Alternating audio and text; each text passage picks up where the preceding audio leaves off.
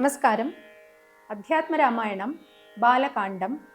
ഇന്ന് ബാലകാണ്ഡത്തിൽ ഉമാമഹേശ്വര സംവാദം, ശിവൻ ചെയ്യുന്ന കഥാകഥനം, പുത്രലാഭ ആലോചന, പുത്രകാമേഷ്ടി എന്നീ പംക്തികളാണ് ചൊല്ലാൻ പോകുന്നത്.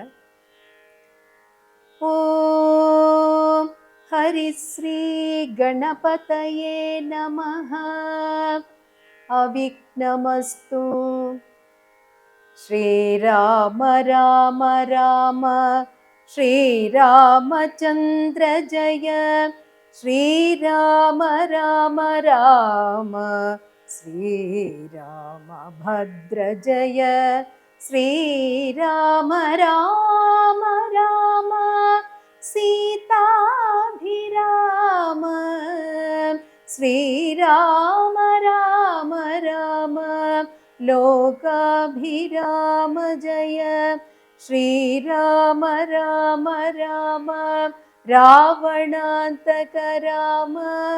ശ്രീരാമ രാമ രാമ ശ്രീരാമ രമാപതേ. ശ്രീരാമ മമ ഹൃദി രമതാ രാമ രാമ. ശ്രീരാമ രമണീയ വിഗ്രഹ നമോസ്തുതേ. ശ്രീരാമനാമം പാടി വന്ന പൈങ്കിളിപ്പെണ്ണേ, ശ്രീരാമചരിതം നീ ചൊല്ലിടുമടിയാതെ. ശാരിക പൈതൽ താനും വന്ദിച്ചു വന്ദ്യന്മാരെ, ശ്രീരാമസ്മൃതിയോടെ പറഞ്ഞു തുടങ്ങിനാൾ. കാരണനായ ഗണനായകൻ ബ്രഹ്മാത്മകൻ, കാരുണ്യമൂർത്തി ശിവശക്തി സംഭവൻ ദേവൻ, വാരണമുഖൻ മമ പ്രാരബ്ധ വിഘ്നങ്ങളെ വാരണം ചെയ്തിടുവാനാവോളം വന്ദിക്കുന്നേൻ. വാണിടുക നാരദമെന്നുടെ നാവു തന്മേൽ, വാണിമാതാവേ വർണ്ണവിഗ്രഹേ വേദാത്മികേ.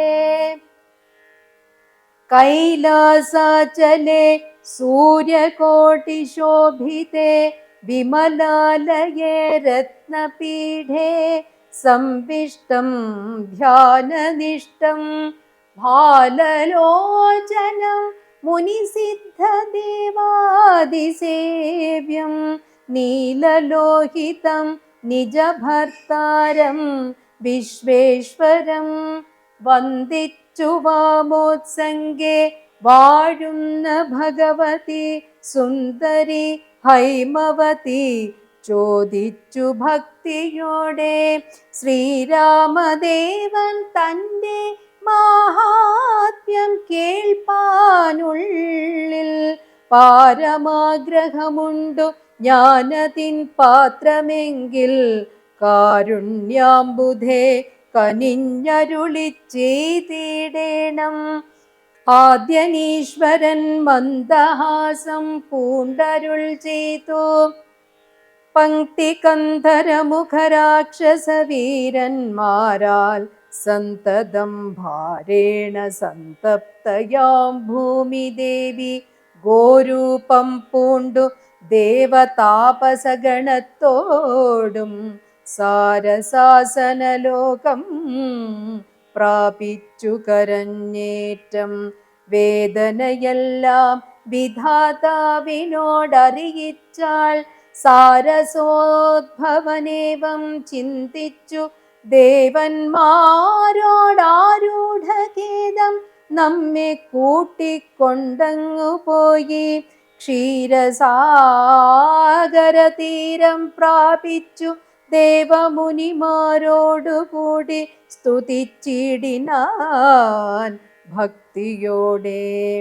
പരമപരമാത്മൻ പരബ്രഹ്മാഖ്യ ജയ, വരദനാരായണ വൈകുണ്ഠ ജയ ജയ. പത്മലോചനൻ ചിരിച്ചരുളി ചെയ്താനേവം, കശ്യപൻ ദശരഥനാത്മാ രാജന്യേന്ദ്രനായി തസ്യ വല്ലഭയാകും അതിഥി കൗസല്യയും തസ്യാത്മജനായി വന്നു ഞാൻ ജനിച്ചിടും യോഗമായ ദേവിയും ജനകാലയെ വന്നു മേദിനി തന്നിലയോ നിജയായുണ്ടായി വരും. വിശ്വനായക സമനാകിയ ദശരഥൻ വിശ്വനായകൻ അവതാരം ചെയ്വതിനായി വിശ്വാസഭക്തിയോടും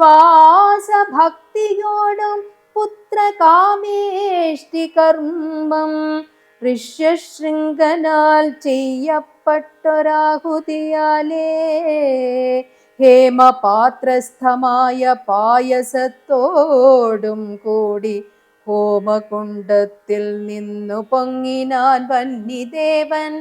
കൗസല്യാദേവിക്കർദ്ധം കൊടുത്തു നൃപവരൻ ശൈഥില്യാത്മനാ പാതി നൽകിനാൻ കൈകേയിക്കും. അന്നേരം സുമിത്രയ്ക്ക് കൗസല്യാദേവി താനും തന്നുടെ പാതി കൊടുത്തിടിനാൾ മടിയാതെ.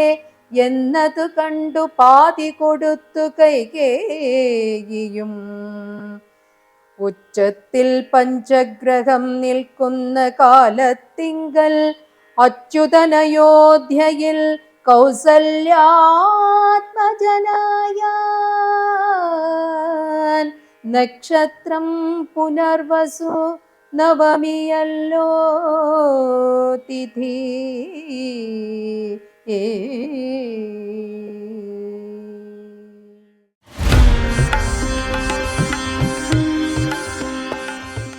Today in Balakandam we are going to cover Uma Maheshwara Samvadam, Shivan reciting the Ramayanam to Parvati, Putrakameshti Yagam.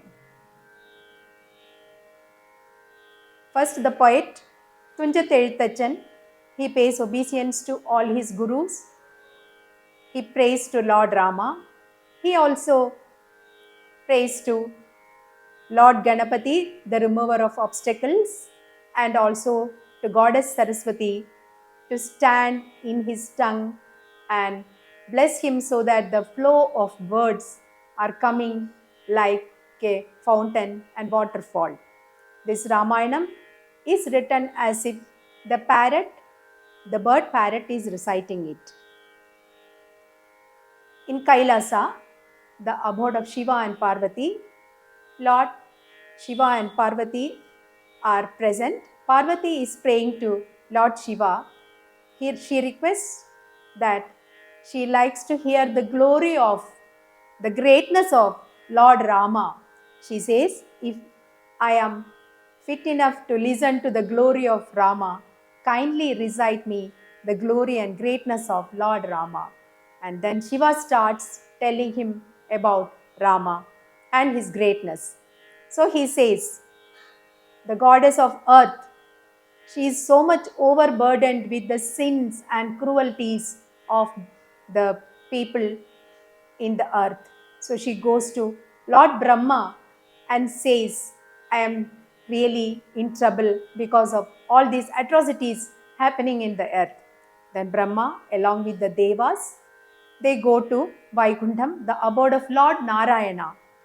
They tell Lord Narayana about the difficulties faced by Mother Goddess Earth, and she has taken the form of a cow. Narayana smiles at them and says, Kashyapa is born as Dasharatha in Ayodhya. His wife Aditi is born as Kaushalya. I will be born as a son to both of them. Along with me, there will be 3 brothers. My consort, Goddess Lakshmi, will be taking the form of Sita in Mithila. He says, I will remove the obstacles in the earth by killing the demons.